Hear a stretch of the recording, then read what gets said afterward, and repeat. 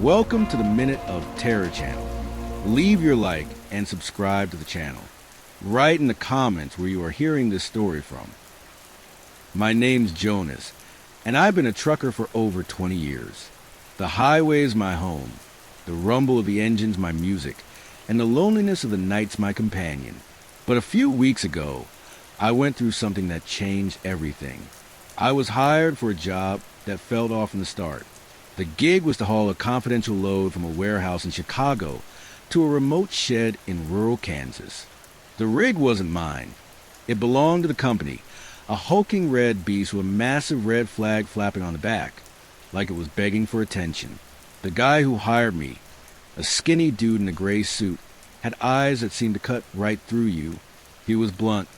No questions, no unnecessary stops. Deliver before dawn. The pay was more than I'd make in months. No way I could turn it down. I grabbed the keys, checked the company's rig, and hit the road. It was 1 a.m. when I set out.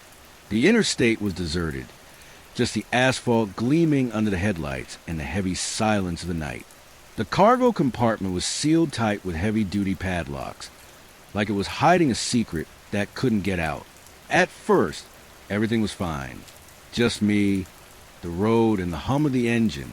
But about 2 hours in, something broke the quiet. A muffled sound coming from the cargo hold.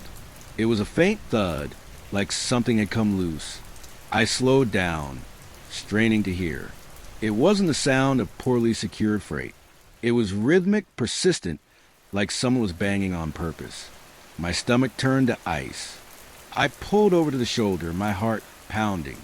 I got out of the rig, the cold Midwest air biting at my skin. I checked the seal. Intact, no sign of tampering. But the thuds kept coming clearer now. It wasn't just one. There were multiple from different parts of cargo. I climbed back into the cab, trying to convince myself it was just my mind playing tricks. After all, after so many nights on the road, your head starts making things up. But when I started the engine, the sounds changed. They weren't just thuds anymore. They were murmurs, muffled groans, like voices trapped, struggling to be heard. My blood ran cold. This wasn't ordinary cargo. It felt alive. I tried to ignore it, to speed up, to focus on the road. I turned on the radio, but the static seemed to scream along with the sounds. I glanced in the side mirror, and all I saw was darkness and that red flag waving, like it was mocking me.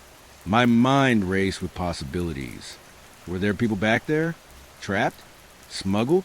My gut screamed to open the compartment, but fear held me back. If I broke the seal, what would the company do to me? And what if it was something worse than I could imagine? I kept driving, my hands shaking on the wheel, the weight of invisible eyes watching me from the cargo. I hit the first highway patrol checkpoint around 3 a.m. 2 troopers were there, leaning against their cruiser, smoking under the dim glow of a streetlight. As the company rig rolled by, one of them raised a hand and made a strange gesture. 2 fingers pointed at the ground, like some kind of secret signal. He didn't say a word, just waved me through, but that gesture stuck in my head. At the next checkpoint, same thing. Another trooper, another 2-finger signal. My throat went dry. Did they know something? Were they in on it? Or was it just a coincidence? The rig, with that glaring red flag, felt like a beacon announcing my every move. And the sounds in the cargo didn't stop. Now I was sure they were voices. Muffled, desperate, begging for help.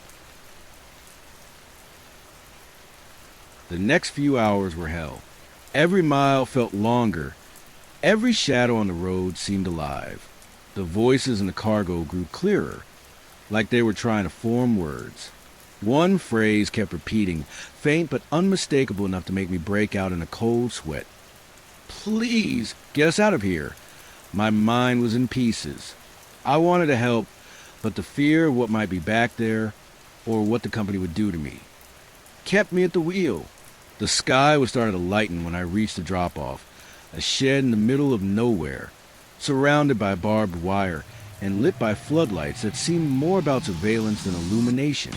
I climbed out of the rig, my legs shaky. 3 men were waiting, all with their faces hidden behind dark masks. The tallest one checked the seal with a flashlight, while the others unloaded wooden crates from the compartment. The voices stopped abruptly, as if they knew they were being heard. I tried to ask what the cargo was, but the tall guy shut me down with a look that made my spine freeze. "You did your job. Now go." He tossed me the keys to an old, rusted VW Beetle parked beside the shed. "Use this to get back. And forget what you heard."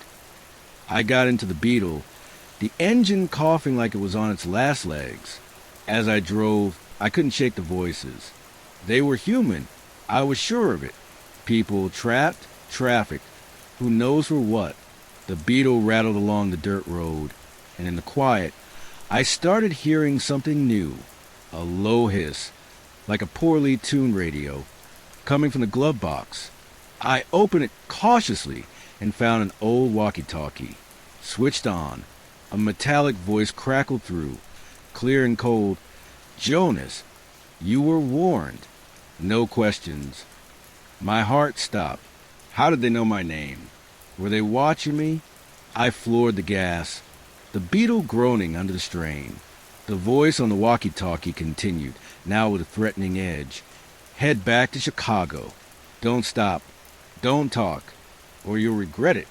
I chucked the device out the window, but the panic had already taken hold. When I hit the interstate, I spotted a state trooper's cruiser on the shoulder. It was my chance. I pulled over, jumped out, and spilled everything to the cops. The thuds, the voices, the shed. They exchanged glances, and one of them made that same 2-finger gesture toward the ground. "Get back in your car, pal. This ain't your business," the other said, with a smile that didn't reach his eyes. I got back in the Beetle, defeated. There was no one to turn to.